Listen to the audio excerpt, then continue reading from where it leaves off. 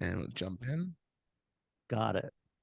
Hi, everybody. I'm George, and this is the best little horror house in Philly, the show where we talk about the best horror movie ever made, according to our guest, at least. And today's guest is a very funny writer and comedian who you might have heard on Eat, Pray, Dunk and Two Old Queens. Please welcome Mark Rennie. Hello. The The accolades. crowd's The going nuts. crowd. This live crowd you flew in from the Eagles game? Yes, That's the right. Eagles game. That's right. All the Birds fans also love Carrie. I would hope so. Yeah. What's not to like? Brian De Palma, a Philly boy. So Oh, is that that's so? so. Do you Um, detect any like Philliness from his direct? You know what I mean? I think that there is a certain attitude to it.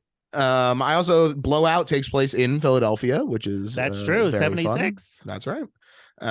So yeah, I think he's getting his Philly steps in. At least good. I've Yeah, never been, so like this is my only insight into Philly was Brian De Palma movies. So I think it's a pretty accurate representation. okay, like spectacular, but there's an undercurrent of grime. Exactly. Why don't you tell us a little bit about your history with horror? Well, I grew up in a family that did not like horror. So I was the sole to me, I wonder if that just made it even more taboo or more of an attraction to me. But I do remember the first time I like saw a horror movie. It was like I must have been 7 or 8 years old. We were like driving to my uncle's house at Christmas time. He lived in Arizona in the desert, but it's at winter. So like his house isn't surrounded by anything. And it's like Mm-hmm.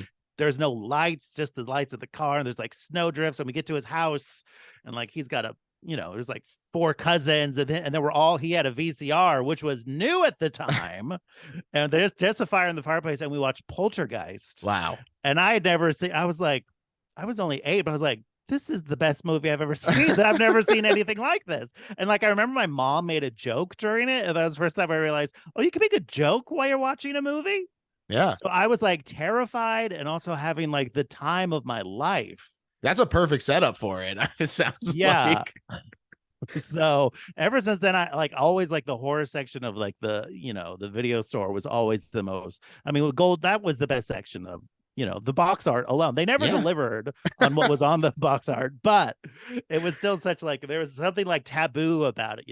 You always kept And the hope alive that it would deliver. yeah, is this monkey really going to shine? I don't know. We're And still then like looking for it. we're still looking for that monkey shining. Um, and then like we didn't have.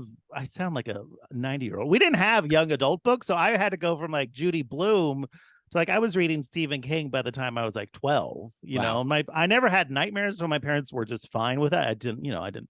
It didn't seem to affect me in any negative way. Sure. So I was just an early adopter of. I was obsessively a Stephen King, and then of course Dean Koontz. When there's no new Stephen King to read, you got to go down that Koontz well. Of course, of course. Yeah, that's I think a fun transition. Are you there, God? It's me, Margaret White. Yeah. Yeah. Where's that movie? I would love a prequel. Yeah, I'm sure that it would be very, very wild. I don't need a Wonka. Just give me Margaret. Yes. Where are the movies that people are actually demanding? Exactly. Well, at least two people. Probably two more than Wonka, I think. Yes. But ever since then, my family still doesn't like horror. But my nephews, who are now like in their 20s, they like horror. Thank God. Like they told me Nice. like a few years ago, like we saw Midsommar and loved it. I'm like, oh, thank God. There's hope. Great. Hell yeah, hell yeah. And Hell that's yeah. great to have someone to share it with for sure in the Yeah. family. So now when I go home for Christmas, I always try to watch something. 2 years ago, I showed them Death Spa. I don't know if you've seen Oh, Death yes. Spa. One of my That's a fun favorite one. 80s horror movies. Yes. I feel like it's criminally underrated. Yeah, I agree. It's funny because people kind of like toss the name around and they're like, "Oh, funny name," but then it actually is like a fun movie as well. Totally. So I'm in complete agreement with you. And this Christmas, it's Tammy and the T-Rex. Oh, hell yes, another great one. Paul Right? Walker at his finest. Denise Richards, never been better. Oh man, what Not a saying great time. much, but she's never been better. So I try to be um, the fun uncle now. hell yeah, sounds like you're nailing it. Thank you. Do you have a favorite subgenre, something that gets you more jazzed to see it than anything else? I love I love anytime there's like psychic battles. I love psychics. I love like body transformation. I do like body horror, like a Yeah, Cronenberg. There's like I feel that's criminally underserved. Like not sure. just So Cronenberg Scanners could has got to be right up your alley then. Scanners. I love the fly. I love the Brood. So That's another Brood was great like one. a recent more discovery. And that one I really took. I like a sexy. I'm really into the Lost Boys these days. Schumacher Um, killing it. yeah. This summer I went through the Shout Factory box set of the Friday the 13th franchise. I Get a never little watched psychic them. action in there too. There is a little bit of everything, Yeah. and I never watched them like all the way through before like that. And it was so much better than I thought they were. I used to think they're all like oh, they're all the same, but they really aren't. They're really like all kind of their own beast in a weird, Yeah. like they'll have like weird mini arcs within them. Yeah, Like, I think it's a lot of fun because it does have the kind of like same framework that exists in all of them. You know kind of what you're in for, but the way that it happens and the setting and all that and who the yeah. players, that keeps changing in a way that does keep it fresh. Right. And then Jason X, I was like, this is a fucking blast. I remember thinking it got like so denigrated at the time, but watching it now, I was like, Very oh, fun. this thing's very fun. And Cronenberg's in there, bringing it full Right? circle. Exactly. I really loved my favorite though was part 4. Four is really I think great. that's my favorite one. It has like just amazing stunt work too. Yeah, it's great. Feldman is a lot of fun in it. Yeah. I It's the I first think time it's you great. care about the people in it. Yeah, there's some definite some great bright spots in that franchise Right. for sure. I guess I don't have like one particular genre, but I do love like breaking down franchises. You know Yeah, what I mean? Like, oh, what's definitely. the outlier of this? What's the Freddy 2 of this Right. franchise? You know what I mean? Absolutely. But the movie we're talking about today is Brian De Palma's 1976 adaptation of Carrie. I'm curious, you said you're generally Stephen King fan. Is Carrie the book something that you enjoyed? Was it an early read for you, or is this more just like you like the movie and the book doesn't really have anything to do with it? I do love the book. I haven't read the book in years, but go figure. I was really into it in high school, so go figure. But I haven't read it, and I do still love Stephen King. I read his new books when they come out. You know, I try to keep up on King. He's always at least interesting. Definitely. But I do. The movie does just have that. It's also you can watch it in 90 minutes. You know what I mean? It's just like I Who says watch no it. to that? It moves like a bullet train. I don't know. It's always great. So I probably love the movie more than the book, I would say. Like the movie is like probably maybe it's my favorite horror movie. And I wouldn't say the book is my favorite horror book, horror novel. So There you go. Easy as that. yeah. I also read it a while ago. And I remember similarly thinking it was pretty good, but I definitely do prefer the movie. I also did see Carrie the musical. You've seen it. Yes. My grandmother is very involved in like off-Broadway theater, and so we have gone to see like a lot of shows that have just kind of sprung up out of Cool. nowhere. And I gotta say, I had fun. There was a splash zone for blood, the little practical in the splash telekinesis. zone? I was in the splash zone. My grandmother sat back, but I said, please get She's me no a ticket. dummy. Yes, Yeah. exactly. I hear like people say it's like fun. It kind of got a bad rap, but Yeah, I mean, I skimmed the cast recording again today, and I was like, yeah, this is fine. It's not the best musical I've ever heard, but it's fun. No, I do hope they did it. It was here in LA like 7 years ago when they did it in like an actual high school gym. Wow. And I hope that comes back because I missed the opportunity to see it, but I would actually love to, because it is such like an operatic piece. Yeah. It gets it's such like a personal story, but then it just the sheer like apocalypse of the ending, it like just really lends itself to theater. Sure, yeah, and even just the religious aspects of like Mrs. White and everything lends to the sort of operatic choir stuff that can happen. So yeah, it's fun. It's fun. I would love to see it. So this is Brian's 10th movie and his first quote unquote commercial one. He read the book in 1975 after it was suggested to him by a writer friend who was like, one of my friends wrote this book, some upcomer named Stephen King. Can you imagine? It's like NFT, but if NFTs were like real, if we get it on the ground floor of this and it actually pays off, you know what I mean? Definitely. How often does that happen? Very, very infrequently, and it paid off in spades here. He said he liked it a lot, and when he found out that nobody had bought it yet, he called in some favors at the studios because he really wanted to do it. This is the first adaptation of more than 100 works based on King stories. That's wild. I think at one point, like King, like wrote this and he threw it in the trash, and his wife is the one who's like, "No, don't do that. This is worth something." Yeah, I think that's great. Obviously, having her there to support it and lend insight into the female perspective and everything is huge. Something he struggles with. Yes, yes, I think that's definitely the case. And so having her there, I mean, it does feel really fleshed out, especially for a sort of a debut. It does feel really well put together.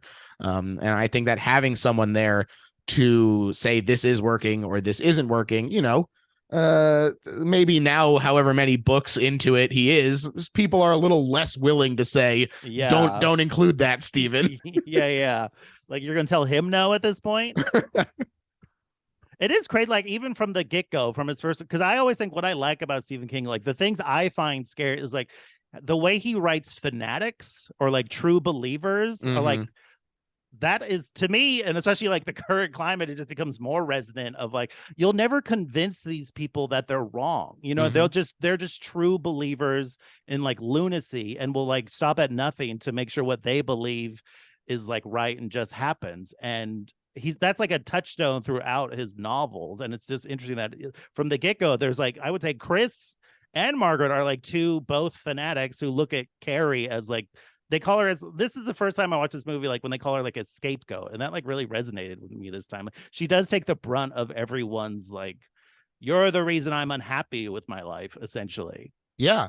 Yes, I totally agree. I think that is something that King does really well. The Mist comes to mind as a really great example. Annie Wilkes, Yes. And just the way that these people can push those who you might not expect to fall in line with them into like using their fear, leveraging that into being on their side and creating a scapegoat like Carrie. It's really impressive stuff. I like it a lot as well.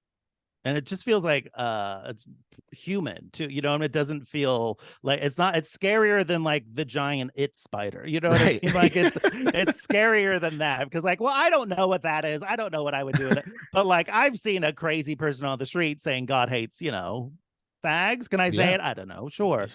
I'll let you be the judge of that. Yes. Okay. We've all seen the signs outside of Comic-Con. Yes, exactly. And so nothing really happened for 6 months. And when he sold Phantom of the Paradise to Fox, this put him in contact with Paul Monash, who was producing it as part of a multi-film deal. And he said, "Hey, Paul, I really want to do this movie." But they didn't really move on it until another 6 months later, when Brian heard from one of his other producer buddies that, quote, the producer of Carrie was calling around asking what Brian was like, because he wasn't totally sold on De Palma and his vision. But the United Artists president, Eric Plesko, and head of production, Mike Medavoy, who wound up being the ones distributing the movie, put the squeeze on him and said, we want it to be Brian. So he eventually acquiesced. Basing it off of Phantom of the Paradise. Like, what I mean? It's such like a wild, still to this day is a wild movie. Yes. It's like, is this the movie that's going to be captured a grounded, a horror movie for the masses? And I love Phantom of the Paradise. It's great. That is a gamble. Definitely so. There are a lot of first or very early feature actors who are kind of launched by this movie. John Travolta had done some TV between The Boy in the Plastic Bubble and Welcome Back, Kotter.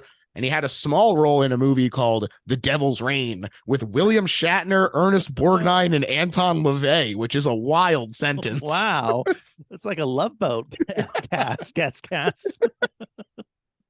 But yeah, this was a star-making performance. It led to Saturday Night Fever, Grease, Blowout, also with De Palma. A lot of really strong work leading into the 70s from him, and it all started here. I would. This is my preferred John Travolta high school movie. Yeah, I mean, look, Grease is great, but I prefer Grease too. to Wow. Grease. Wow. Is that a hot take? I don't know. I've heard other people say that, though. I've heard it come up more and more. Grease 2, I didn't see until much later in my life. See, I didn't see Grease until like a year ago. Wow. But I saw Grease 2 like 7 years ago. I was like, oh, this is goofy. There you go. It is very goofy. My folks are big Grease fans, which is why I saw it very frequently as a young you have man, this theater background. Yes, exactly. So, you know, maybe with time, Grease 2 will supplant it, but at the moment, I'm falling on the Grease side. Your folks are they into horror? Have you like been able to return the favor? Yeah. So my dad is a huge Stephen King fan. Oh, nice. Yeah, and my mom, she wasn't like super into horror as like an adult. She liked it as a kid, and then actually listening to this podcast kind of got her back into nice. it. So, so that's fun. Yeah. But some of them were also just discovered because Brian was sharing a cattle call with George Lucas for Star Wars.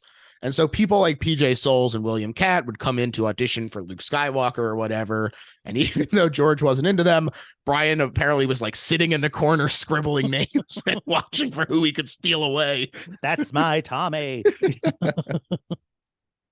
Nancy, imagine though, what a wild like moment in Hollywood. You're either going to be in Carrie, an iconic horror movie, or Star Wars. It's incredible. And it was so funny also like reading like I was going back and reading like Cinefantastique to like read interviews for Carrie, and in those same issues it was people being like, the Star Wars could either be the biggest flop or a huge success depending on either way it falls. And it's just so funny to think of this juggernaut being like, they don't really cover the spread though with that prediction. They really did. Yeah, they were like, it's one or the other. It's either going to be good or not. We shall have to see. That's right. And Nancy Allen actually auditioned on the last day of this cattle call. She was pretty new in Hollywood and she was frustrated at her not booking anything. So she was actually about to head back to New York, but ran into a casting director at the steam room of a gym who said, okay. Right. And she said, hey, come on by. You'll at least get to meet a director. And it worked out well because she didn't just meet him. She went on to marry Brian De Palma in 1979, although they did divorce 5 years later. You know, and she's great in Blowout too, her and Travolta. Oh my gosh. She's an amazing actor. I think she's great in the De Palma movies. I mean, RoboCop, she's amazing. Hello. Yes. Great actor. Yeah. It's really a stacked cast too. It's also, I always think it's funny that PJ Souls is like, she gets to wear that hat in a few different movies. Like it's such like a fun hat. I know, it's just like a fun, like that the directors were like, no, that's from Carrie. You know what I mean? Like, but it's like almost like her own like Hitchcock cameo. There you go. Yeah. A real fun touchstone. Rock and Roll High School. She's rocking it for sure. Yeah, it was funny. She was talking in one of the documentaries about like she wore it to the audition and Brian was like, make sure you bring the hat to the movie. And she was like, okay.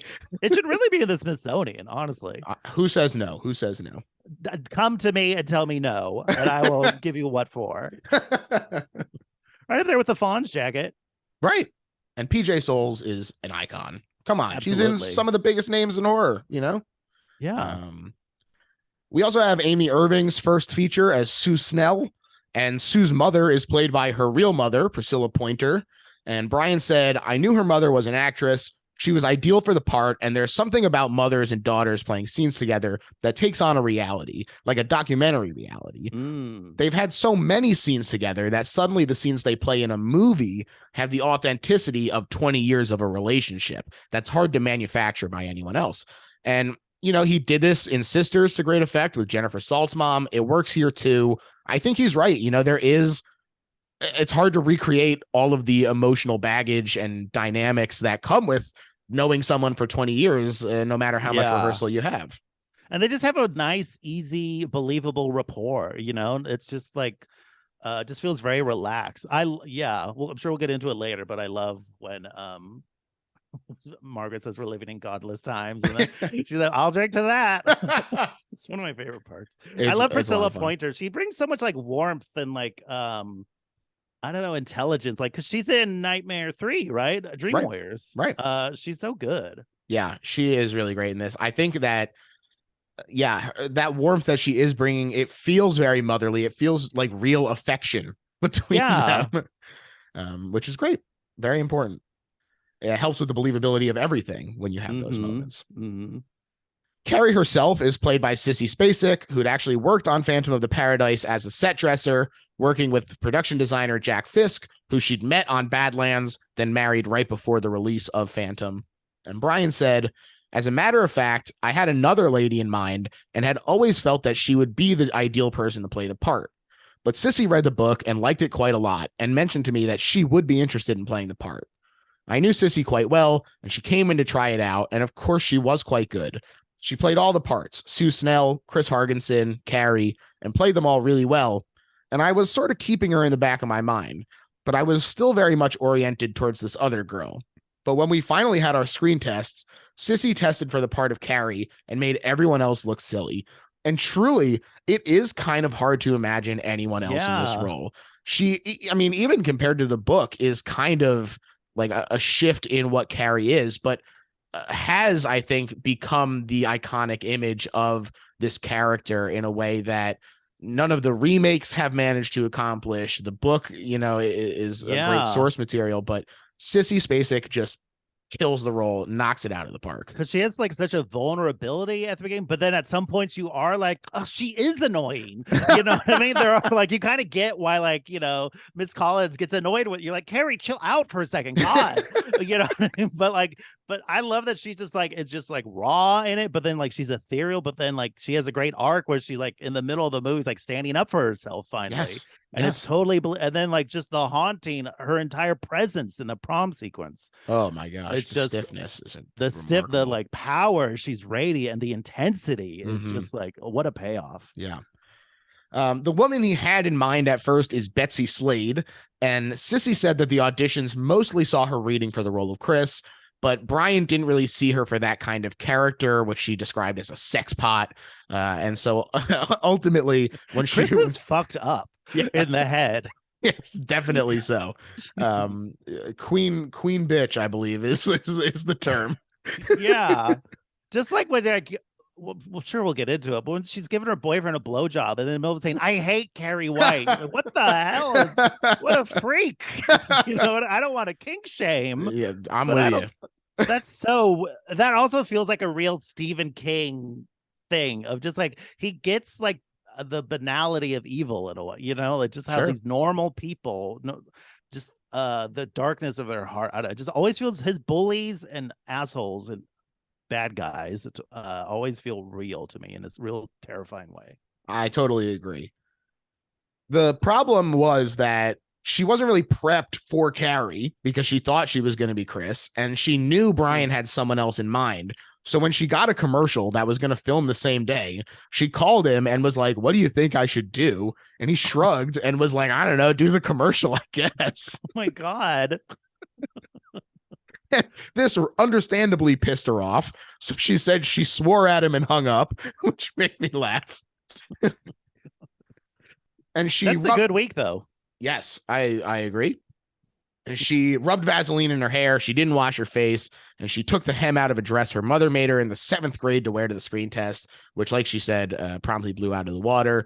And she said that it was honestly helpful because she used the like feeling sorry for herself of Brian wanting another actor to develop that character. So I guess whatever works. Yeah, it's all there on the screen. Yeah, definitely so. And she also mostly kept to herself during shooting to sort of build that isolation that Carrie feels. While it launched the careers of many actors, this was also Piper Laurie's big comeback after The Hustler in 1961 as Margaret White, Carrie's mother, who is abusive, complicated, and grandiose are the 3 words I would use to describe her. Very grandiose, very, very theatrical. I'm like, she's the one who should be in like productions. Yeah. I don't quote any movies ever. Like it's not a thing I do, but Carrie is like the only movie I remember lines from and monologues from. It's just everything Margaret White says is just like resonates with me. I can't get enough of She is funny, but then she's also terrifying on the same token. You want to laugh at her, but then she's the scariest person in the movie. Yes, exactly. You can't laugh at her because she does actually have power, but she is a laughable figure. Yeah. Brian said Piper Laurie was suggested to me by an executive who lived close to Piper in Woodstock. And he told me Piper was interested in acting again. So I thought she was quite good in The Hustler, and I would like to meet her. And when she came to New York, she came in looking like Margaret White with this red hair and black outfit. And I said, my God, this is it. I've done it. I've done it. I like the idea of making Margaret White very beautiful and sexual instead of the usual dried up old crone at the top of the hill. Yeah, she's just like a repressed woman who's like dealing with I would die to know what like her childhood was like. Probably not good. You think? This is what we need the prequel for. This is what we're saying. No, I wonder. Did you ever watch Castle Rock, that Hulu show? I didn't get to that. No. I wonder if she ever showed up, or like if any that white. would be fun. Did any white people? Any of the whites show up in Castle Rock? Hey, if it's Stephen King, I'm sure that they did. Yeah. What did she say? Oh, she said I watched some of the Blu-ray special features, and she says like, I got the script, I didn't know if it was a comedy or a horror, I didn't know what, and to this day, even in the contemporary interview, she still sounds like, I don't know what this movie is. Like, I don't get it, but it helped my career. Yeah she was like, oh, my husband liked Brian De Palma's work, and he was like, oh, it's usually funny, and she was like, okay. Yeah, there are some very funny moments in this movie though. Yes, I definitely agree. Grim and otherwise, whether it's like uncomfortable laughter or just genuinely funny moments, I think that there is a healthy mix of all of it with the terror. Anytime you have like a lightning bolt crash after someone says prom, that's funny. Carrie, you haven't eaten any of your apple cake. It's so good. What more do you want out of a movie? Is my question. Cannot ask for anything more. Brian wanted Bernard Herrmann to do the score, but unfortunately he had passed away right before, so they got recommended Pino Donaggio, who did the score for Don't Look Now previously, and he would go on to collaborate with Brian on many more movies, including Blowout and Dress to Kill. The score is, I do have it on vinyl, not to brag, but it is amazing. It's such like a mood, and there's like so many like different tones of the whole thing. Yes, it is so all over the place in a really great way. There's a lot of fun synth stuff happening. I love that drone. As soon as like she like kills the lights and the prom and it goes all red, that yes, it's like one of my favorite, like, I don't know if you drone, it's one of my favorite drones. Sorry, Northrop Grumman. This is my favorite drone. But then like the opening track is like, if you close your eyes and just heard like the gentle lilting like song that plays over the opening credits, you're like, oh yeah, this is like the song of a girl like becoming a woman in the shower. Yeah, it's, you know what I mean? Classic it's high school drama. Yes. I think it works really well there. There's some like fun moments. One of my favorite score moments was when they're doing the detention and it's like keeping pace with her yelling at them or her counting. Yeah. And then it drops out for her to yell and stop counting and then comes back in as she goes back to counting. Just some great stuff. Sometimes this movie is just straight up goofy. And I love when movies don't get goofy enough. The fact that it can do that and still have the capacity to hit the ending in a way that feels earned is so remarkable. Well, De Palma said in the speeches, he said if we didn't do that, people would be laughing at the serious stuff. Right. Right. Oh, I guess that's why he's a master director. I guess so. Who knew? So. Turns out he knows what he's doing.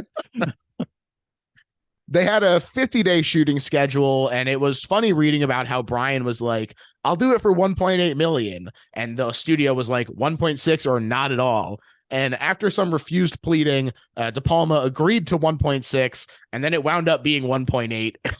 So he knew. He should have just listened. It's easier to ask forgiveness than permission. Exactly. I guess so. And it was a big hit. It made just under 34 million at the box office and was critically lauded as well. Although a lot of the reviews did it in a way that diminished the other horror that existed at the time, which is always kind of frustrating. They're all like, finally something good. Oh, right. Yeah, that's pretty rude. Yeah. I think still to this day, horror is like denigrated upon. Yes, much maligned, and the whole the existence of elevated horror as a term is like, oh, the rest of it is shit. Yeah.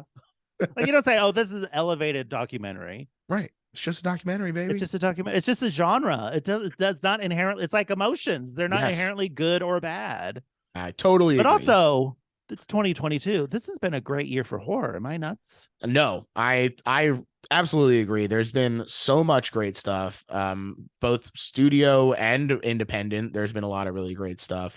I mean, Nope was incredible. Crimes of the Future. Speaking of Crimes of the Future, I Cronenberg, love. yes, What a romp in a weird like that was yes, surprisingly funny. You know? it was very funny, and I mean, it's so great to have someone who is so amazing like Cronenberg and have him sort of take a step back, it's examine his legacy and what it means to Yeah. have inspired other people who maybe are doing it more from an exploitation perspective Hmm. of getting stuff on screen that people want to see as opposed to the thematic exploration that Cronenberg was doing.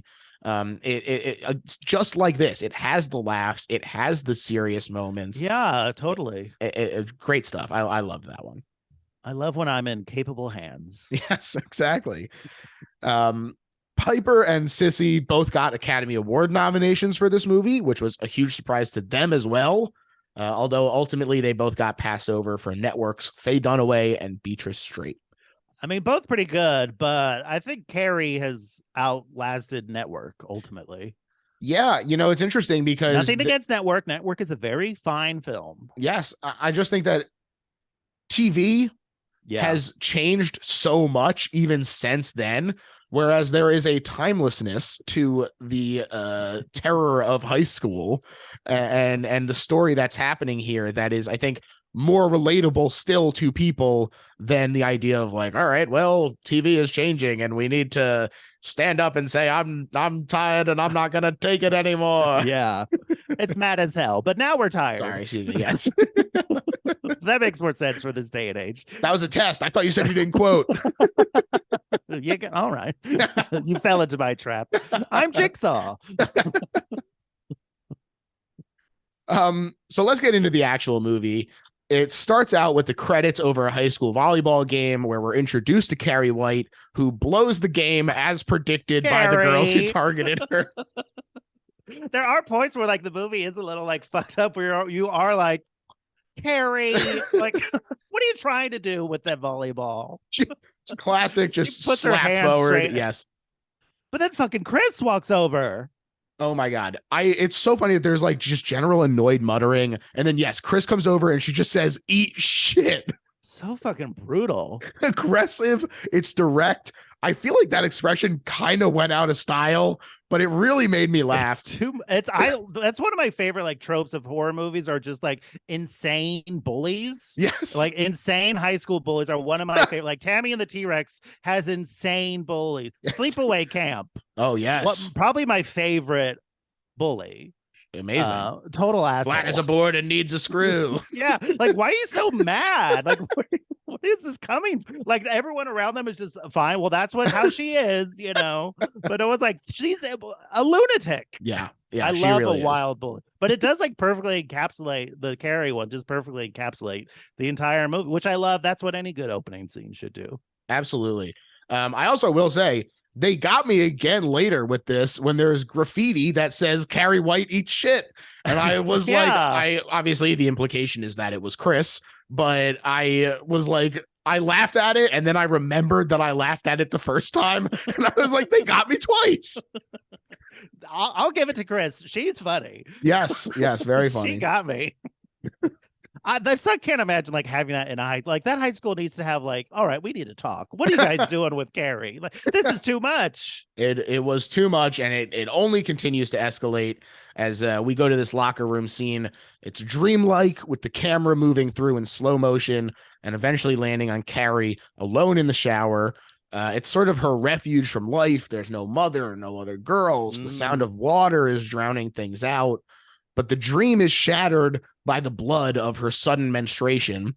And it is a shocking switch. It really, I think, it hits you pretty hard.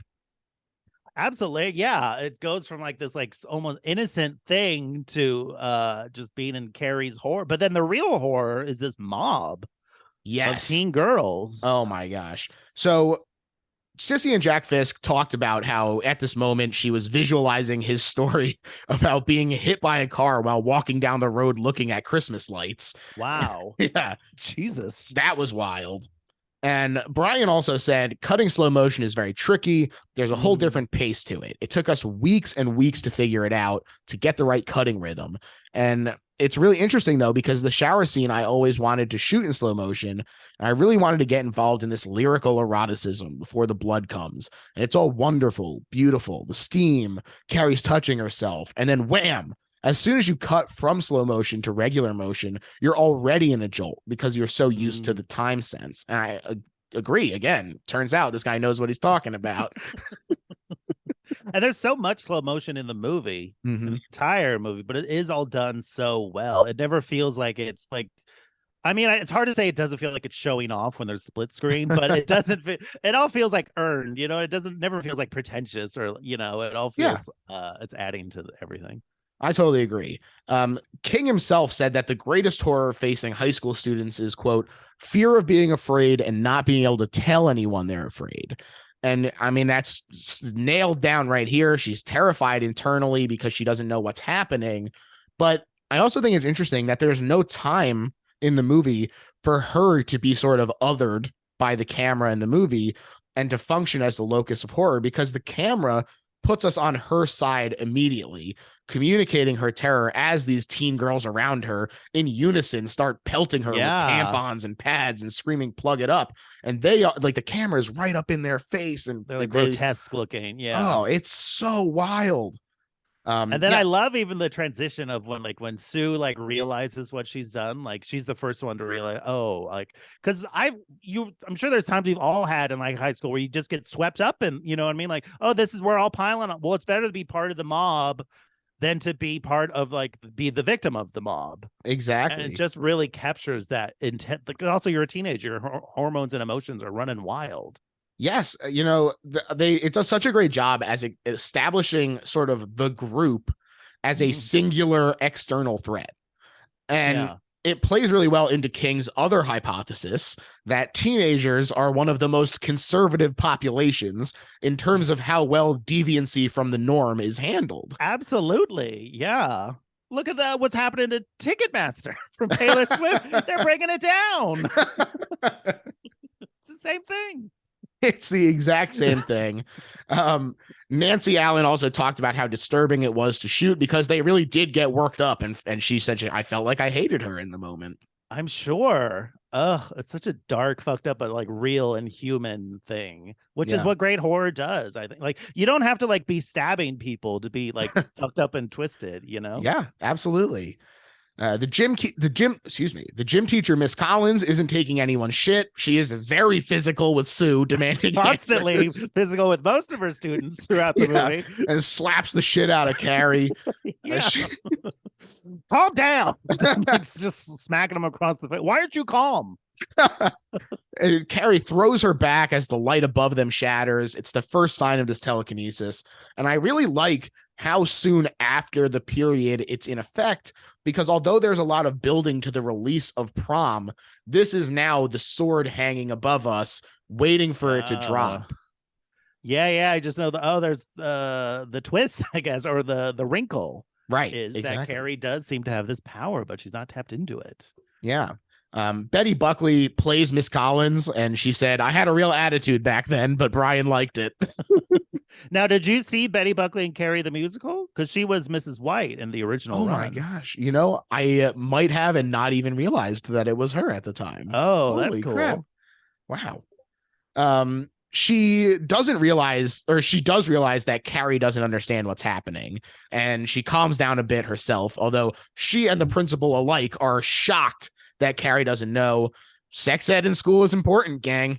Absolutely. Please fund those programs because they probably aren't getting it at home. And also, I love that you can just smoke in this principal's office. That dates it a little, but it's just openly smoking in the principal's office. That's right. The thing she flips is an ashtray. Yeah. I feel I don't think you could do that anymore. That's right. Not with that attitude. Not with that attitude. And but even here, the principal keeps calling her Cassie despite being corrected over and over again. Mhm. And so this sort of like uncaring adult figure here can definitely compound the stress that a teenager is feeling if you're like, oh, these people are supposed to be protecting me and they are not doing anything. Yeah, she probably just feels unloved, and the one person who does love her like hates her. Like her Yes. mother loves and despises her because she's her mother. To her mother, Carrie's just a symbol of like her own sin, that she enjoyed having sex, God forbid. Right. And yeah, the ashtray rumbles and then flips as Carrie is sent home. On the way back, she is taunted by Cameron De Palma on a bike, his nephew, looped with Betty Buckley chanting, "Creepy Carrie, creepy Carrie." That is one of my favorite moments. Like, oh, yes, just the noise. The noise he makes when he falls. It's really funny. So funny. Yes, he gets shoved telepathically and makes truly a hysterical noise. Honestly, great. I was all for it. Yeah. Little brat. He shouldn't have been calling her Creepy Carrie. Yeah, that's what you get. So now we've seen the telekinesis in action a few times. It is downplayed compared to the book. Brian said, I felt the telekinesis was basically a device to trick, and I wanted to use it as an extension of her emotions, her feelings that were completely translated into actions that only erupted when she got terribly excited, terribly anxious, and terribly sad. It was always a little out of control. Almost like Forbidden Planet, where the id monster is an intellectual man murdering people because he subconsciously wants to. I never wanted to use it arbitrarily, floating stuff around. In a movie, that's kind of boring. Okay, she moves objects. As soon as you've established that, I don't think you can do any more with it. Just use it when it's needed and dramatically valid. To play with it, to me, would have been very boring, and ultimately it has to do with credibility. If you have to do too much, if you do too much, people will say, come on, in the cinema. It's a trick. Oh, yeah, they put wires on the lamp, and that's why it floats through the air. You never want the audience to be so analytical and disassemble the trick. I only ever wanted to use it as an emotional expression of her passions. I think that this is dead on. How many times have you been like distracted by an effect and wondered, oh, how are they doing that in a way that brings you out of the movie, even if you're enjoying it? Where you're seeing the effect and not like the story. Anymore. Yes, you're not living in the world. If she was using it all the time, or if like, oh, let me have that glass of water floated. Like, I like that she's like scared of her power. You know what I mean? Like she's scared to tap into her, like, because she's been trained not to. Right. And I think that's why it finally makes it so explosive at the end. Like if she was doing it all the time, it wouldn't feel like such. Probably she feels like such a release. Yeah. From finally being able to just like let it all go. Yeah. And burn it all down. I totally agree. And when they asked Sissy about this, she said she thought it was a good idea as well. There was more planned, but agreed imagination can do more. And she said, we played down the crying too. I didn't want Carrie to be a little wimp who cried all the time. So anytime she cried, it was like a bottling in. There was never any release. She would cry, but always push it back, so that all the time she was like a time bomb. And like you said, finally it comes out and she explodes. There you go. Poor Carrie. We nailed it. Yeah. Great work, us. The problem is for Carrie that going home isn't a place of solace. Instead, this social cruelty is affirmed by her fanatical mother, who screams about Eve's curse for eating the apple while she's hitting her with the Bible, looking like Dracula. Read it. Yeah. Read it. She says, she also has like weird biblical texts. Like, where are these? Like, these aren't like Bibles. She's like, they're weird, like workbooks. Like, the fall of woman. Isn't that like what I think that's what her chapter is open to. Something about that. Yeah, she it's the Carrie the Margaret White edition. You have the more like King James Bible, the Margaret White Bible. Yeah, thank you. You found a most Motel 6s. It's really messed up. She's more of a shame-based take. Yes, exactly. Yeah, she really leans into that Catholicism aspect. Yeah. And she says, I can see the sin inside you as clearly as God can, before dragging Carrie to a tiny closet full of religious items, including a truly wretched looking Saint Sebastian, and locks her into pray for forgiveness, which is not ideal. You shouldn't be locking your kids in the closets, first of all, but also that statue has like light up eyes. Oh, terrifying. Truly it's so terrifying. weird. I Yeah. don't know the deal with Saint Sebastian, but I guess he got struck by a few arrows. Yeah. I will say I am glad I confirmed it wasn't Jesus as a little Jewish boy over here. Not Jesus. Yes. So Saint Sebastian is the patron saint of holy death. Probably not thematic for Mrs. White or anything. No. Yeah, right. But yeah, he refused to recant his Christendom at the beginning when the Romans were still killing them, apparently, and so he is representative of that. And apparently, a true believer, and apparently has also become the patron saint of athletes, which I thought was interesting. Oh, yeah, strange stuff. They're always being told to stop their insane beliefs. I guess so. There are also some very nice dolly shots here as we're like getting led into the closet. And then the mirror warp before shattering when she finally emerges, also very fun. I love in that reflection, though, that weird Jesus painting on the wall where it's like the black and white painting. Like it's very like, like Mark Rennie almost looking. It's like very like Juxtapose magazine. Look like it's just a strange, really creepy painting of Jesus over her shoulder. Very much so. Most of her artwork is creepy. A lot of like a huge last dinner or last supper. These tapestries. Yes. She's got an aesthetic. I'll give her that. She found her voice. There are so many candles in that house. Too many candles.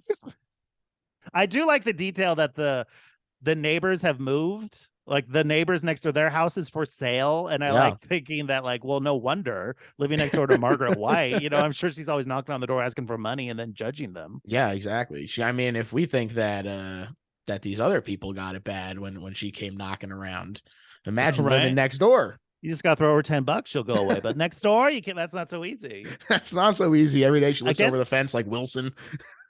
Right? You don't want Margaret White. Maybe that's what she should be in, like the wacky neighbor is a religious fanatic. There was a deleted scene they talked about. I don't think footage, but they had stills of it, of like a neighbor next, like a teen girl, like sunbathing in the back, and then Carrie walks up to her and says, like, calls her breasts dirty pillows. Wow. And then Margaret comes and drags her back into the house. That's the White family for you. And that's the Whites. At school the next day, Tommy Ross, the jock, is having a nice poem he wrote read by the teacher. And we get this gorgeous split diopter combo of near and deep focus to get both him and Carrie in there. As she says, it's beautiful. Of course, Brian De Palma, very famous for his split diopter shots. There are many of them in here. This one in particular is really just something special. This time watching it, because I've probably seen this is probably the horror movie I've watched the most out of all of them. And like, it's fun. You notice everything different thing, but this time I really listened to the content of the poem and like why did it resonate with Carrie. And I think it's just like it is a message of optimism, which I think is probably something Carrie never hears at home. She's only literally hearing about fire and brimstone, and then look at the students she's surrounded by. So here's this message of optimism. I think that is what attracts her to Tommy more than his William Cat, Luke Skywalker-esque good looks.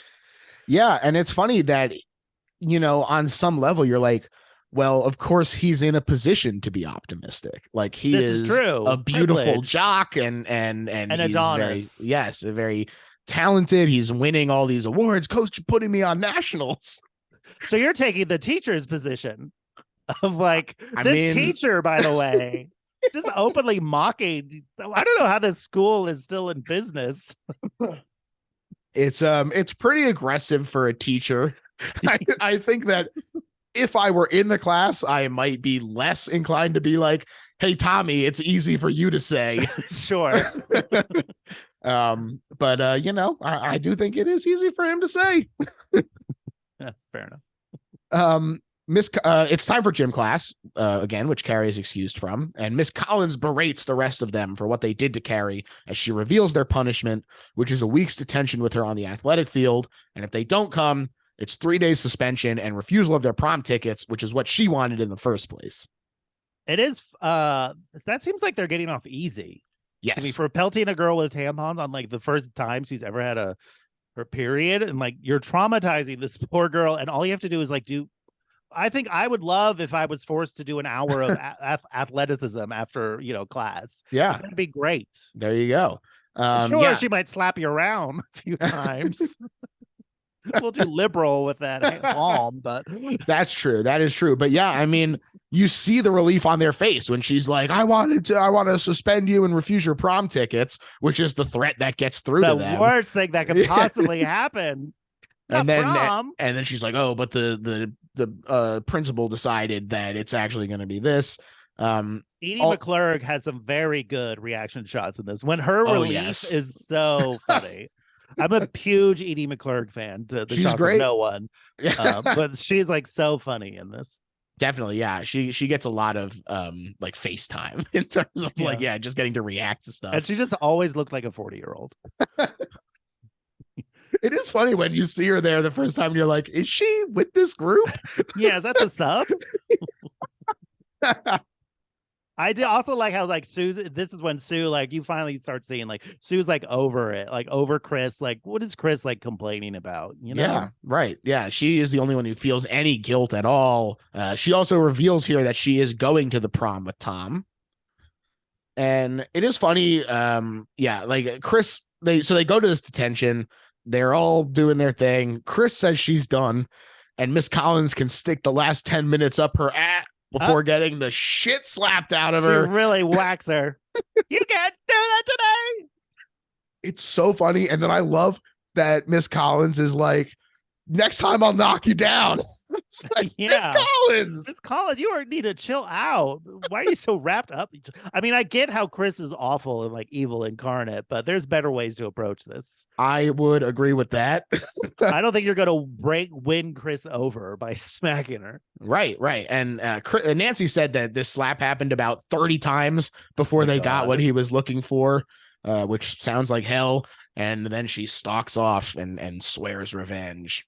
Because I guess now, like, I was trying to think, like, well, what does this mean to Chris to be like excluded from like the group from which she was queen? I feel like, and then so she blames Carrie for all, you know what I mean? Where did my power go? You know, I was like the queen bee over these like girls, and now you've taken that from me. They've turned on me. They do not support me. I've lost my status. And whose fault is that? Carrie White for being a weirdo. Classic Carrie White being a weirdo. Yeah. Creepy Carrie. What can we say? Creepy Carrie. She eats shit, apparently. That's what the walls say. That is what the walls say. Meanwhile, she's flipping through the stacks looking for information on miracles, going past "A Miracle a Day Keeps the Devil Away," which is a particularly great title. There were a few she passed. I was like, oh, that one sounds okay. Like, it's like nope, hidden powers of the mind or something. Nah. Yeah, there was one that was like the evolution of the brain and how that. No, like, no, that one's not it. The girl who could move things and went to high school. No. doesn't sound relatable. She eventually, though, lands on The Secret Science Behind Miracles by Max Freedom Long, author of Recovering the Ancient Magic. Is that a real book? I don't think so. I didn't look it up, but that's what it says on his title page there. I also love the great juxtaposition we get next of Sue and Tommy being very sweet with each other and her asking him to take Carrie to the prom as a favor to make up for things, and then eventually agreeing. You know, you see the time jump there. And then you compare that to Chris speeding along in a muscle car with John Travolta's Billy, who's drinking and carousing and slapping her for calling him a stupid shit. Yeah. Very toxic relationship. Absolutely. And it is, just such a great juxtaposition without feeling heavy-handed. It doesn't feel like he's saying, do you get it? That these are the two different dynamics here. Right. Two different couples, both fixated on Carrie, but going about it two totally different ways. Yes, exactly. And as you mentioned before, Chris goes down on Billy to convince him to join her plot for revenge against Carrie. Which I don't quite know how she knew at that point that Carrie was going to the prom. Great question. I also don't care. I also one of those people like plot holes only matter to me if I don't like the movie. Yeah. If I like the movie, I don't care about plot holes because who cares? We gotta get to this point anyways. Yeah. You know what I mean? It doesn't matter. Yeah. And the next day in the library, Tommy does make his move. He asks her to prom. Sissy again, so great here as she runs away from him when she asks, or when he asks, because she thinks that he's making fun of her. I don't blame her. Like, when has she ever been shown any kindness by, even during like the classroom when like the teacher's mocking her, no one comes to her defense. Right. Yeah. And she just feels so vulnerable in that moment. And like a and real teenager, considering like she wasn't she like in her early 20s at this point? Right. She was married. She was a It's married hard. woman. She looks like a 15-year-old like waif. Yeah. Like almost like this angelic waif who's just like so vulnerable. You just want to protect her. Yeah. When she's not being completely annoying. And that's exactly how Miss Collins feels. She convinces her to accept it at face value and then hunts them down to question them about their intentions. Miss Collins is like, should be a detective or something, an interrogator on like SVU or something. She's on the case. She was. I was also thinking maybe she should have switched the order and been like, talk to them first before convincing Carrie to say yes. Right? Let me set you up to fail. Oh, maybe I should double check. Follow up on. Yeah, that is funny. And we do get the great back and forth between them. Sue is like, we don't care what we look like, do we? And Tommy just kind of like nervously laughs and throws up his hands. I don't know. I'll just do whatever Sue wants. Yeah. But also like two gorgeous people saying we don't care what we look like. Like, well, you don't have to. Right.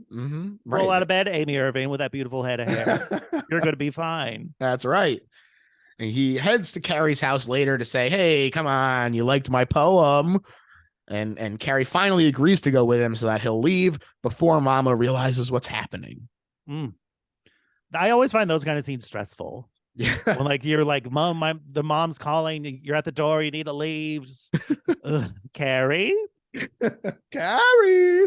Yeah, she's really leaning into it. It's a funny moment for Piper there, but I heard that house is based on a house that is Jack Fisk saw in Philadelphia. Wow. Called a Father, Son, Holy Ghost house, which is like a 3-bedroom house. I never heard this term. Have you heard this term? I had not, but that's fun. I like that a lot. Classic Philly.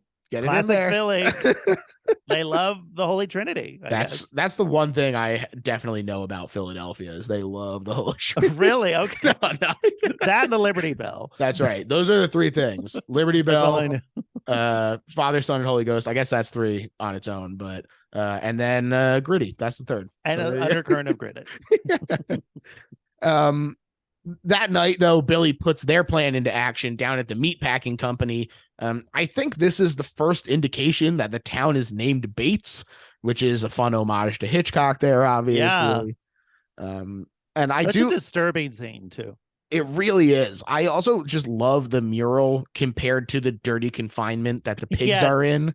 Yeah. It feels very thematic, obviously. The squalor underneath the glossy image of suburban high school. The cheerful, like, farm, and then you see the actual shitty slaughter yard. Disgusting. And Billy hammers a pig to death, although we don't know why yet at the time. And it kind of funny to me to like, Carrie is so ingratiated into pop culture that it's kind of hard to imagine not knowing what happens with the pig blood. Right. Just imagine like the shock of that for the first time. Like, I guess you see it pretty soon once they get to the prom and like the shot, but before that, yeah, it just must have been like thrilling. Yeah.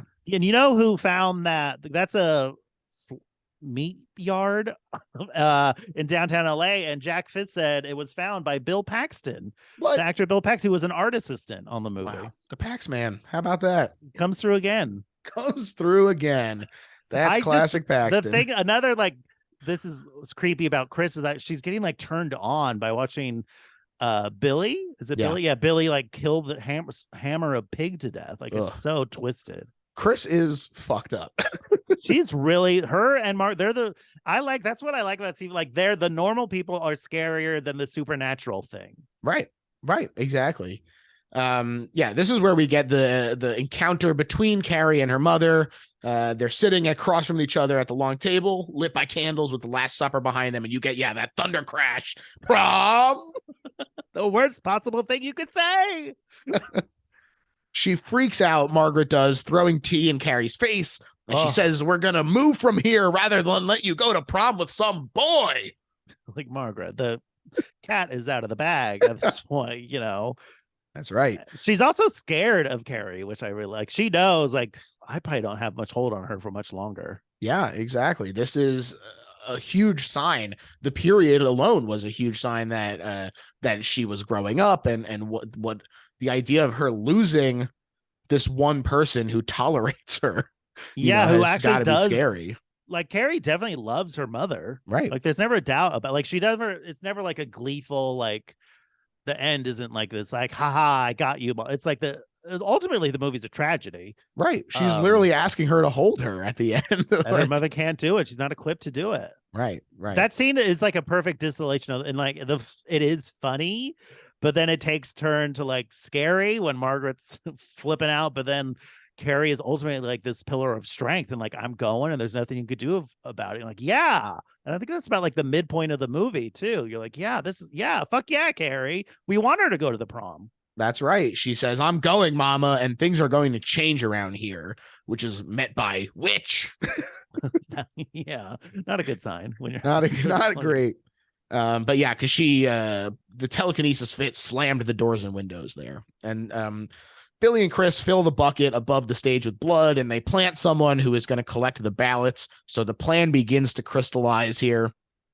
And there's some fun getting ready for prom action with Tommy and his friends renting tuxes. One of my favorite scenes. In a movie where there's like, pig's blood at a prom apocalypse, the tuxedo montage try-on scene also stands out really well. Like that just attests to the power of that scene. Yeah, and there's like the fun, like weird sped up moment of yeah. audio in there. He's doing some fun stuff. Only part of the movie where they ever speed anything up. Yeah, that's right. It's all like slow-mo otherwise. Yeah. Yeah. And Carrie is trying on some lipstick and putting on some mascara, but Margaret comes in and she says, red. I might have known it would be red, to Carrie in her very pale pink dress. Yeah. It's pink, mama. That's right. Margaret is not interested in the corsage that Tommy got her, only that everyone will see her dirty pillows. They're called breasts, mama, and every woman has them. Boom. Got her. Carrie uses her powers on Mom to push her away as Margaret gets more and more frantic. She's even hurting herself to try and get Carrie to stay, which is also very much present in the book. She says, I love you, Mama, as she leaves. And Mama responds, thou shalt not suffer a witch to live. Oh, that's rough. Those moments when Piper Laurie is like smacking herself, that scene is like scary to me. Like that this woman is so like fucked up that this is the length she will go just to keep her daughter from like having a friend. Right. Oh, it's like you said, it is a tragic story that this is their normalcy. No one is set up for success in this. Absolutely. That's right. Just Tommy and Sue, I guess, right? Those privileged assholes. That's it. Carrie is nervous in the car, but they do finally enter prom. Brian mentioned the timelessness of prom, and he said, yes, I did a lot of research about proms, having remembered my own. They're very much the same as they were. It's still the big dance of the year, and who's with who. I went to a few recently to check out and see if they had changed much, and they hadn't at all. It's like your first sexual experience. It never changes. In 1980 or 2001, the far off future. Can you imagine a space prom? The space promisey. Yeah. Miss Collins says at one point, like, you have to have a date to go to prom. I'm like, what? That's crazy. I feel like that is not a rule anymore. That seems like a very bad rule. Yeah. Like I feel like kids now just go with friends. Like they go with like a group. I didn't go to my prom because I was antisocial in high school. So I don't know. We actually had a junior and a senior prom, and I did go to both. We had fun, but it was just very casual. It felt like it was a much bigger deal in this movie. I feel like in the 80s, like maybe it's like the social media of it all. Like there isn't like here's a time to stand out, but now everyone's standing out all the time. So that's right. That's right. I just another opportunity to show off and say, look at the nice clothes I'm wearing. There you go. Yeah. I love that band. Yes. that is playing the like high school in the it's like, it's like this weird genre of rock that I feel like only existed for like 2 years. Yeah, they're And doing this kind it's of a Ramones impression a little bit. kind of then like a little glam Yeah, rock, like a little like Sweet, that band that's right. Sweet, Devil's got a hold of your heart. It's like, oh, yeah. okay. But it is good. I can't. I It's like fun. it. Very It's fun. fun. I would be dancing. And that prom Look, does look fun. live band, there's an energy there that doesn't come across with just a DJ. That's what I'm saying. That's absolutely true. But at a wedding, I feel like you start with the band, and then you're going to want a DJ. Yes, band to start, and then you shuffle them off, and you play. Yeah, get out of here. We want to hear "Baby's Got Back." I've never been to a wedding where they didn't play "Baby's Got Back." It's a staple. It's a staple. It's a classic for a reason. Everybody, when they're getting married, has to dial 1-900-MIX-A-LOT. Yes, license it to say, please he let will me play the personally song. do it. He will sign the release himself. It takes about 6 months, but it's worth it. Yeah, you have to start the process pretty far in Yeah, advance. yeah. It's a lot of bureaucracy getting the right sort. But you want people to dance? You gotta have it. Gotta. So there is some tittering, but Tommy's friends are nice to her, and Miss Collins stops by to chat, and everybody is very charming. I love Tommy's faux jealousy and Carrie's earnestness. Oh yeah, like, hey, trying to steal my girl. Yeah. He and Carrie, like, they have like a really nice chemistry. Like, it never feels like creepy, and he doesn't ever like, he's not like pitying her. He's just being like a friend to her. And so it feels like this is like the first friend she might have ever had. Yes. The fact that he was put up to this by Sue, it would have been very easy to sort of get some cheap conflict out of him, like dragging his feet or whatever, and just not being willing. Or even like Carrie finds out Sue asked him to do it, and then it's like a she's all that kind of, you know what I mean? Like, wait, you were just doing this because your girlfriend, then there's a fake conflict that we have to wait 15 minutes to be resolved. Right. And that they skip right over that, and everybody is nice boy and nice girl having a nice time. Doing nice things. That's right. There's also a great shot of them spinning on the dance floor with the camera lined up perfectly to catch them talking. Really great. They also discover their names on the king and queen ballot, and Tommy convinces her to vote for themselves. Gasp. To the devil with false modesty. To the devil. Very subtle. Yeah, right. That's the one moment where it's like, okay, we get it. And then an X next to their names. They really, on that X. That's right. And the fix is officially in. Sue is there too, just to scope things out. And the spotlight comes on. Things go into slow-mo. It's heavenly again, just like in the shower. And just like in the shower, it is interrupted by a shocking splash of blood. There's that amazing like tracking shot where you see it starts on Carrie, and then you see PJ Souls pick up the ballots, and we see him swap, and then the camera like follows. We see Nancy underneath the thing, and then it goes all the way up to the top of the way up. It's this incredible shot that I feel like you don't get this like style. Like I guess it's not like showing, it's just like style. And I feel like movies now are like so afraid to show like these flourishes of like, look what the camera can do.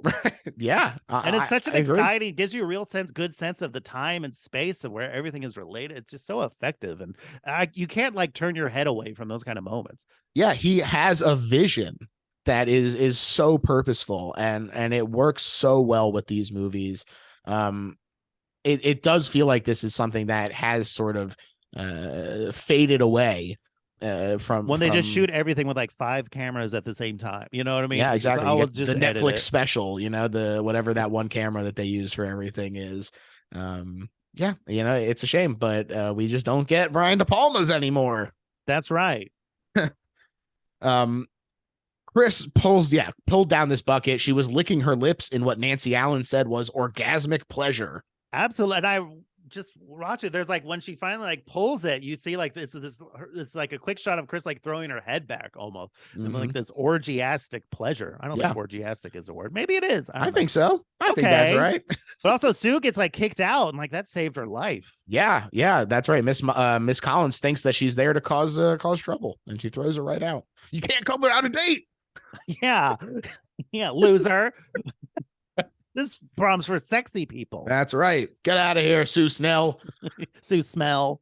Oh, No one called her Sue Smell once in the movie. she's too popular. Too These are high popular for that. schoolers. I guess Sue is the coolest one. Like Yeah. she's the one who doesn't just give, she don't give AF as they like. That's I also like when she leaves like her parents during family dinner. yeah. It's like, Oh, I I'm gotta going. Go. See you later. Well, where are you going? I'll be back. Sue. But her mom's like, it's Sue. She'll be fine. That's Sue in a nutshell, baby. Sue's got a good head on her shoulders. That's She'll right. Be fine. That's right.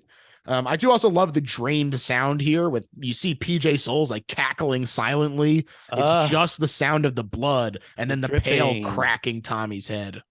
The whole movie just stops and like holds its breath, Yeah, and until suddenly they're not silent, and it's this kaleidoscope of colors and laughing, and Mama's saying, "They're all gonna laugh at you, laugh at you, Adam Sandler style up in here."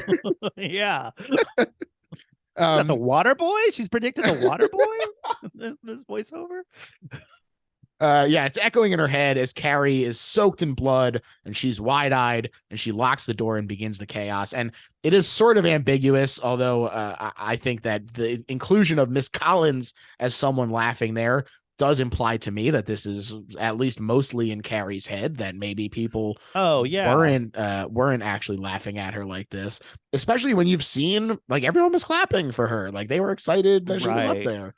But like once you've been through, you've been ducked, like, and there were a few people definitely laughing. So I think PJ was going nuts. She literally sees red, she's like, fuck all of you. Like how also like Miss Collins like stood by for probably years while Carrie's been, you know what I mean? Like she's probably had it with like, it's almost just like, fuck the system. You know what I mean? It's this apocalyptic act of like rage and rebellion, just like tear it all down, which is why I think it does like resonate with like queer people of like, yeah, this system's never been good for me, so why should I try to maintain it? Tear it all down. Right. What is the appeal of working in that system if it's designed to keep you down? Yeah. And it's just this like explosion of catharsis, and it is like exciting, and it's also like surprisingly not gory. Yeah.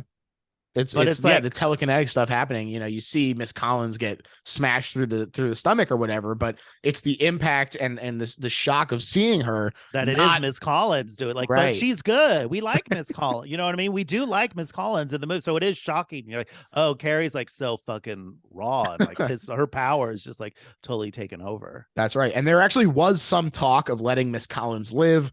But Brian also said it's like a Greek tragedy. They're all guilty. They all have to go. Yeah. And go they do. Whoo. I remember like seeing, I think it was probably years before I finally saw this movie in widescreen. And if you want to see like TV editors like lose their minds, watching them try to like pan and scan through these like split screen moments. It's like, what is happening? Yeah, that I can only imagine how chaotic that is. I'm definitely curious to hear your opinion on the split screen. I think it's pretty unique, pretty interesting. Brian himself feels conflicted about it. He said that it was tricky and that, quote, the destruction has to be shown in split screen because how many times could you cut from Carrie to things moving around? You can overdo that. It's a dead cinematic device, so I thought I'd do it in split screen. And I spent 6 weeks myself cutting it together. I had 150 setups trying to get this thing together. Wow. And it lasted 5 minutes and it was just too complicated. And you lost a lot of the visceral punch from full screen action. And so my editor and I proceeded to pull out of the split screen and just use it when we precisely needed it. And I think that it works. Yeah. Yeah, I think it gives it like such style. It is like a little dated, I guess, in this day and age, but I don't get the whole movie. Like, look at the clothes. It's all dated. It's fine. It doesn't take me out of, I don't know, it just kind of adds to like the chaos. So like if you were in that prom, it does feel like I wouldn't know where to look either. There are a lot of shit happening, and it does, but also the imagery is also like the lighting is like gorgeous in this scene. Yes. And the music is incredible. It does feel like it's also like the first time in the movie that there has been split screen. So it just feels like, oh, we're now like another level. Like the rules of reality are almost breaking. Like the visual rules of the movie are changing now. Like this is now we're in like Carrie's world. Carrie is finally in charge, and like one image at a time isn't enough to contain all of this power. That's so right. I think it's really effective. Yeah, And I like also, it a lot. I think it's smart that they didn't do the whole thing, because I think you do just want little touches of it. You're like, I don't think it could be like overwhelming or feel like you're in like a weird like Disney World exhibition movie. You know what I mean? Where you're like, I Definitely. don't. You would end up just by looking at one of them and like, I'm going all in on four. You know what I mean? We're looking at four. um, I do think it's funny that he is so conflicted about split screen, because the other day I watched Sisters, the other Brian De Palma movie. That's a fun one. Margot Very Kidder. fun. We love Margot Kidder. She was incredible in it. Really, really fantastic. And I also watched the behind the scenes documentary about Sisters. And in that, Paul Hirsch, the editor, was like, I actually have serious reservations about the split screen stuff from a Brechtian perspective. And then Brian De Palma was like, honestly, me too. Wow. Yeah. So I'm it's an glad interesting thing. it is comforting to hear like these like masters of cinema still have like anxieties over like what they even like years later of like, I don't know if that was the right move, and like it's in the Criterion collection, you're fine. You made it, man. You made You it. might you don't need to worry about it. It's great. They obviously had to rebuild the school gym on a soundstage before burning it down. And Sissy said, the special effects were very interesting. I had to stand on that stage while everything was on fire. And I got all the hair on my body practically singed off. So scary. And I got so involved in it. Fire? What do you mean? It can't hurt me. I'm Carrie. I'll flex. Yeah, right? Fuck you, fire. I wonder if she could move fire. Like, why can't a telekinesis? Why does a pyrokinetic pyrokinesis? Yeah. Like you would think, well, it still matter. Is it matter? I would. Yeah, it's got to be, right. I don't know. Research what constitutes fire. I'm so sorry. Part of your Mark. research. I'm so Wow. sorry. Wow. Everyone, listeners at home. What is fire? I guess it's an element. I'm willing to say that it is matter. And if Right. I'm wrong, I don't want to hear it, listeners. I don't want to hear it. Don't burn me. Yeah, exactly. Don't roast me. Right. And yeah, Sissy said, when I was on platform, my cue was leave the stage only when you can't stand the heat anymore, but walk Jesus. slowly. Oh my God. I mean, and truly an iconic walk though. I mean, this is the best prom scene ever put to film. Oh, the hands so The rigid. hands. Oh my gosh. The This eyes is before completely wide. I mean, I think Elizabeth Olsen should send Sissy's Basic a check for the handwork for the Scarlet Witch. It all started here. She's all getting it in there. Yeah. I just love the shot of her that final when the prom doors open and like that weird slow motion and like her just emerging from this like house of fire. It's great. Just this apocalyptic. Yeah. Yeah, it is also, I think, just an interesting shift in the quote unquote monstrous subject, as it's referred to in analysis, because it starts out with Carrie as the victim of the social body doing violence through, ostracization and judgment. And we're meant to align with Carrie through her feelings of being different from the rest. But then here, we can suddenly identify with the mass of students being terrorized by her violent retaliation. And it's the kind of thing where you can empathize without endorsement. Right. King described this as a bear being baited by a bunch of dogs that are snarling and biting at her. And in this way, he kind of nails the idea of her being both aggressor and victim for both parties. It's a much larger predator. She has these powers that they don't have, but the group has the numbers and struck first. So they are equally, obviously they are, I would say, more at fault for this retaliation. But obviously you're like, Carrie, hey, I can understand why you're doing this, but I don't think you should be killing a room full of high schoolers. Better ways, but I mean, you're pretty much ruining your life. But right. I get why you're doing it. It totally you were dumped. They dumped pig's blood on you. That's a crime at the very least. At the very least, an assault, aggravated assault, something. They seemed aggravated to me. Yeah. But no, it is like kind of like you, but also at the same part, like as a moviegoer, you're like, yeah, this is fucking awesome. You know what I mean? Like we love seeing Carrie like wreak havoc at the prom. I mean, that's right. Why we watch Carrie. Finally, this build has led to this release, and it's great.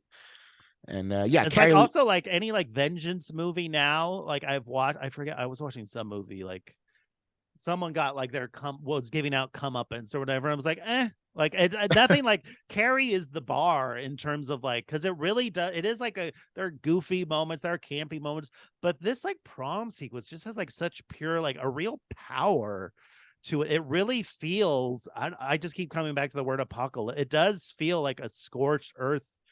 I don't know. It just really puts me in that place. Yeah, I completely agree. I think that it's really great. And yeah, the moment you specifically called out when she leaves it and you get the shot of like the doors opening and the outside looking in sort of thing. God, it's just so great. Eerie, so creepy.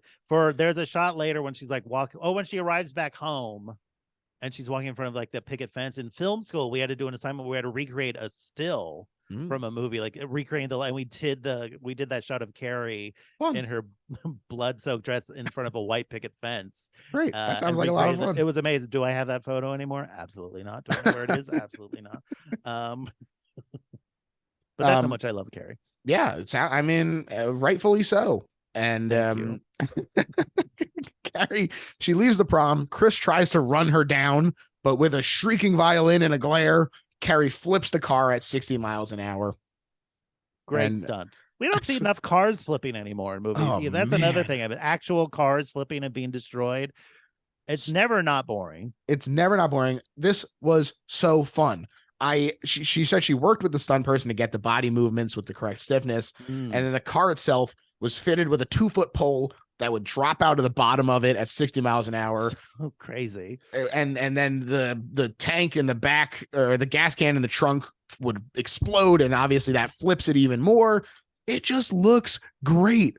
Yeah. And I love the like quick like flashes to Carrie's eyes, those jump cuts. Just those like, there's something about the blood-soaked Carrie, the white porcelain skin, and then her like her amazing blue eyes. Oh, so great. Carrie finally gets home. She finds it covered in candles. There's some great score happening. When you get home and your religious mother has lit all the candles. Yeah, just leave. Just leave. That's a bad sign, Carrie. But she knows, like, she thinks her mother was right. This whole, you know what I mean? All this growth she's made through the whole movie, she's right back to square one now, because everything her mother said was going to happen did happen. They did laugh at her. Right. The rug got pulled out from under her, and she takes this bath and she's scrubbing the blood off and crying as the music fades. It's really a poignant moment. It's awful. It's like a reverse from where we started the shower, you know? Right. Yes, exactly. And Margaret emerges from behind the door ominously. So weird. When she first like goes into the bathroom and like the camera just kind of like hangs in the doorway. Yes. And you see Margaret just like standing there like a mannequin. Like, who is she standing like? I guess she's in like prayer or reverie. She's struck by the holy will. And Carrie is like, you were right. They laughed at me. Please give me some affection. And Margaret comforts her. I don't think Margaret knows how. I don't think she is equipped. I don't think she was raised with. I don't think she knows what her love language is. Right. Maybe gifts. Hey, you get her a new Saint Sebastian, and you're in like Flynn. It. You know what? If you don't know what to get her, just get her a Yankee Candle. I don't know. Can't have enough. Can't have enough. And she says, I should have killed myself as soon as I found out I was pregnant from marital rape. This monologue. Or sacrificed you as soon as you were born. I mean, obviously, this is not what anyone wants to hear at the best of times. You don't think? Yes, I know. Right before you walk down the aisle of your wedding, maybe? Is that a better time? Your mother pulls you aside? A shocking opinion, I know, for me to not want to hear that. But I love when she starts going, I could smell the whiskey on his breath, and I liked it. I liked it. Yes, this guilt and shame is so clearly tied into her religious extremism and mistreatment of Carrie. And they pray together for the last time as she grabs a hidden knife and literally stabs Carrie in the back. There's also something I've always found so disturbing about that they're both like Carrie's in this like nightgown. Being stabbed in a nightgown is like more upsetting than being like in your day clothes. You know, there's some, maybe it's you're more vulnerable, or like the fact that it's like a weird felty thick, like it's this cozy comforter. It looks very comfy, and then just being like a knife, this massive knife just stabbing you in the back. What the heck? The contrast. Yes. I'm telling you. Definitely so. and Margaret is grinning maniacally. She's going in for the kill. Making the sign of the cross while she holds the knife. Also, Carrie falls down all those steps. The steps are lined with candles. Doesn't hit one. Telekinesis protected her. Maybe she can't touch fire. Maybe that's how it works. Wow. I guess that's it. Got a bubble around her? I don't know. A bubble of psi energy. A bubble of psi. She's going very Jean Grey. That's right. And she does defend herself by hurling a bunch of kitchen implements at Margaret and crucifies her. Good old ironic death. Oh my God, the potato peeler. Why is that the worst one? Because it's not blunt. Maybe it's because it's blunt at the end. Yeah, it's rough. And also, to be honest, I probably cut myself on potato peelers more than I have with knives. So, well, I think they ease you in. Like, you don't expect them to be sharp. That Yeah, exactly. There's also the one long. It almost looks like a knife you would use to frost a cake, like a long. And when something about like anytime you're stabbed with something that isn't a knife is more disturbing than being stabbed with a knife. That's right. They had some real force behind them. And it's a classic ironic death. They used a bunch of the violin flexes from Psycho by way of sisters during the crucifixion scene as a tribute to Herman. And the ecstasy of her, like Margaret White is like, finally, this is everything she's ever wanted. Oh, I'm dying a martyr. I'm dying for my beliefs. I am Saint Sebastian. Yeah, it's so like twisted that even Margaret gets away with. She's like orgasming as she's dying. Yeah. And to her, this is her triumph.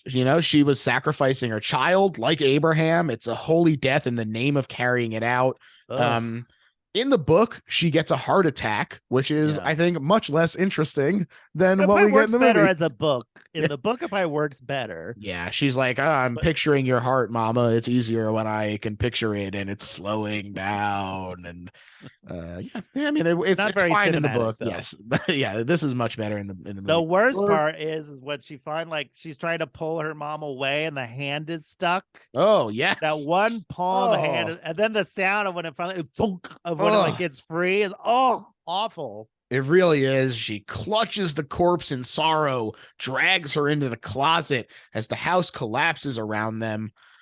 This was a half-scale model built by Jack Fisk, which it's funny to me to think like, a half-scale model of a house is still huge. Right? When you're thinking...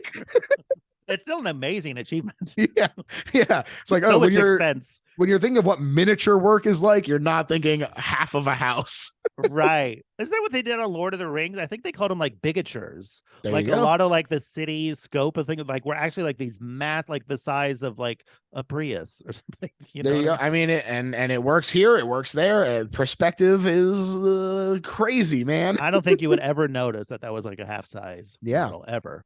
Yeah. And Brian said everything worked except in the book, stones hit the house. We had this conveyor belt with rocks on it going up and pelting the house. And the house that collapses was built to half scale, which Jack Fisk designed it and did a very good job. It's very convincing. But this was the last shot of the film. And it's 4:00 in the morning. And we had this conveyor belt and we had the fires planted and the house is ready to collapse. And the conveyor belt started and the rocks got jammed in it. They were too heavy. Well, it's late already and the sun's coming up. Everyone's been up all night and the police are arriving, doing to the noise. They nearly arrested us. So we just went ahead and burned the house up and let it fly apart and sink into the earth. And we thought, oh, well, and we went home really depressed. But when we looked at it, it looked great. Terrific. Forget about the rocks. Yeah. I don't think we needed them.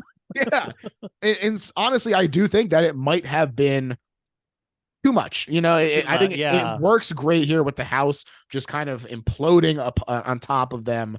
I think that it works really great here. Also, to be fair, like I have no sense of perspective on Carrie because I've seen this horror movie more than any others. Like I can never find it's always 5 stars for me. It's always perfect. Yeah. So I have no idea. It's hard for me to imagine like an alternate even version of it, which is why I've never like that remake they did was like, Right. Exactly. It's like, well, you don't need to. It's perfection. It exists. It exists in a perfect form. There's also something that the fact that it is like in the 70s that now watching it makes it almost feel more like an urban legend or something. Yeah. Did you hear about Scary Carrie? Yeah, creepy Carrie. Sue did survive thanks to Miss Collins having thrown her out of the prom, and she dreams about walking up to the house site, a slow tracking shot that makes an interesting emotional paradox of being so purposely disarming as to make us anticipate a jump, which does come as Carrie's hand grabs her from the rocks. Great. It's so great. When I had years ago, I was still living at home. I had a friend over. We were watching it. It was right at the end when Sue was like walking up to the pile of rocks, and my mom walks in and goes, "Oh, is this the movie where the hand jumps out of the rubble?" Like, Mom, 10 seconds would have happened. Damn. Well, that's moms for you, you know? That's mom. Still effective. Definitely so. The graffiti of Carrie White burns in hell. Rude. Very rude. It's framed in this great tight close-up. And I do think it's really interesting because it's sort of saying like the forces of religious fanaticism and normative oppression are very much still at play here in this town. And while Carrie might be dead, they can't get rid of her because they can't get rid of the things that created her. Or it's because this is all like in Sue's mind, though. Right. Oh, true that. Yeah. You know what I mean? So is this what true. Sue is thinking? Like, is there a part of Sue that is?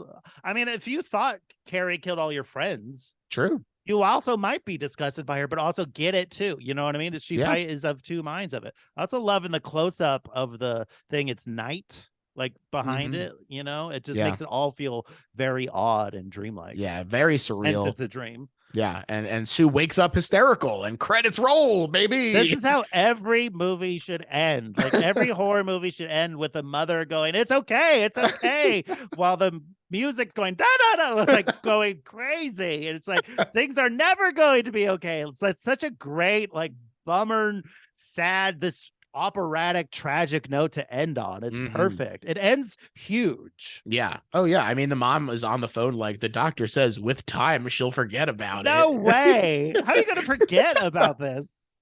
Yeah, I guess I forgot 400 people died in the prom. I forgot. Now that you mentioned it, there was something about the prom in my high school. Now that you mention it. Isn't the 10-year anniversary coming up? Yeah. Wasn't there a reunion supposed to happen? Weird. It's just me? Just me this year? And now, Mark, we have reached the part of the episode where we sum up why it's not just a good horror movie, but is, in fact, the best horror movie ever made. And I'm going to let you start. Okay.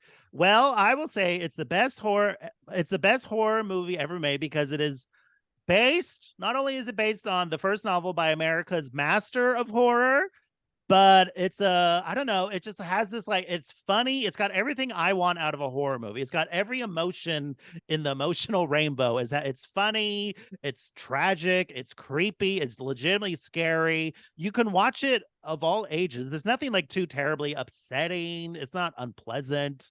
It's got great music. It's shot by Brian De Palma. It looks amazing. And there's just a real human primal power to the whole thing while there's a tuxedo tryout montage. And Piper Laurie giving a performance of the ages, like some amazing monologues. This is all just a rambling way of saying, I just think it has like a real power, like Carrie. It just has a real primal power still to this day that is undeniable. And it's just an iconic, and there's also not a lot of other movies like it where not much really happens until the very end, but man, what a payoff. Yeah, to me, this is the best horror movie ever made because it is such a balancing act and they do it so incredibly well. Not only the comedy and the horror, because like we said, there's a lot of funny moments in this and they're used to great effect in order to keep the scary moments scary. The performances are incredible, but also the balancing act that every teenager has to do. Yes. It's overwhelming, classmates and teacher and family. And it's so immediately relatable that even as intertwined as it is with Carrie's burgeoning femininity, I think in a way it is sort of a genderless story in that everyone experiences the cruelty of high schoolers in some way or another. Even if it's just sort of the solipsistic way that they don't consider others' feelings, or consider them less important because the feelings that they are having are so strong. It is just such a touch point. And I think that you're right that this is a movie that could be shown to high schoolers and that they would say, this is a representative or a representation of the high school experience in a way that is unfortunate, but truthful. And that truth speaks to people. It's just so great. Brian De Palma is absolutely killing it. Every actor is incredible in their roles. The score is amazing. Oh, the score is so great. And yeah, it's just the best horror movie ever made. So there you go. We did it. We did it. Is that real? Is it your favorite horror movie? To this week it is. Okay, but okay, if you had to choose a second one, what's your favorite? Or have you ever said, or are you saving that for a special episode? So it really does kind of depend on how I'm feeling in the moment. I do. Sure. Psycho probably is up there for me. I think it is incredible. Tony Perkins is one of the best performances in movies. Period. Absolutely. I also love like newer stuff like The Witch. I think is really spectacular. So yeah, that's another kind of, it is almost like a parallel of Carrie of like, no fucking wonder she's burning it all down. What is this like puritanical life ever done for me? Right. And she wasn't even the one doing it in the movie and everything. So yeah, there is a certain Carrie-ness to it. Suspiria, the new Suspiria, I thought the remake I love the new incredible. Suspiria. Yes, fantastic movie. That is the fun thing about like horror. Like it is, I do like that. Like there's a horror for every mood. You know what I mean? Because like a lot of times, like I don't need to watch an A24. I don't need to watch a Midsommar, or I'm not really quite in the mood for Hereditary right now. But I could watch Return of the Living Dead. Boom! Throw that on. Throw on a Jason Takes Manhattan or something. You're never gonna go to. Well, Jason goes to Manhattan for one shot, technically, and it's Toronto. And it's I think I do love that shot of Times Square when you finally see him. Beautiful. It's a lot of fun when he walks through and he kicks the little jukebox. Yeah. If only that was it's mostly a boat movie. That's right. It certainly is, isn't it? But you're never gonna have a bad time with Jason. Yeah, I agree. Which is all that to say, it still does not compare to Carrie. That's right. Mark, I want to thank you so much for coming on the show. This was so much fun. Please tell the people where they can find you, listen to your podcasts, all that jazz. Thank you for having me. You're a fantastic host. I didn't have to do a thing. It was great. You can follow me. Just listen to my podcast, Two Old Queens. I co-host it with John Flynn, and we look for the gayest movies ever via a complex and Byzantine scoring system. So we use math to back up the rankings. And I'll say one of the best theme songs in the game. Oh, well, thank you. Yeah, absolutely. Made by our friend Danny Cohen. So thank you. Really great stuff. And of course, there are every year you do the five cold screams or five. That's true. So, five cold. We just finished our annual horror. I love horror. We've done on our page. We've done a bunch of we've done every Freddy movie and every Chucky movie. Hell yeah. Well, you're one that you'll have to get to, especially if you're looking for the gayest movie ever made. Fright Night has got to be in there at some point. We've never done Fright Night, the original. Did you hear Herschel Walker talking about Fright Night today? I admit that is kind of why it was top of mind for me. But Fright Night is great. Yeah, it's amazing. I love it. I actually think the remake is decent, but that first one, that original, Let's just face it, horror movie, like horror comedy was better in the 80s. They just got it. It really was. There is a certain meanness to the 80s, I think. Also, cocaine energy, I think, helps for this kind of stuff. Yeah, it's all coming together there, baby. Yeah. As far as my plugs, you can check me out on Twitter at Little Horror PHL for as long as Twitter still exists. I think we got another few minutes, maybe. That username does apply to other places like Instagram and Letterboxd, if those are better to follow me at. And it also is where the Patreon is at. If you want to subscribe to the Patreon and get bonus episodes, we got all kinds of fun stuff. Mike Mitchell came back to talk about The Blob 1988. Speaking of 80s horror, That's a really fun one. We just talked about Human Centipede 2 as well. So, Oh no. yeah, so, Who said that was the best horror movie ever? so the nice thing about the Patreon is that we do these spotlights where they don't have to be Okay. the best, they just have to be interesting. Well, it's definitely interesting. It certainly was, and so if you want to hear all about Human Centipede 2, you can check out the Patreon. And yeah, all that stuff. We got another great episode coming up. Next ones that we're recording, Barbarian next week, All right. our newest release yet to be picked, which is exciting. So that'll be fun with Matt Apodaca. So that'll be one to check out. All right, thanks everyone. Bye. All right.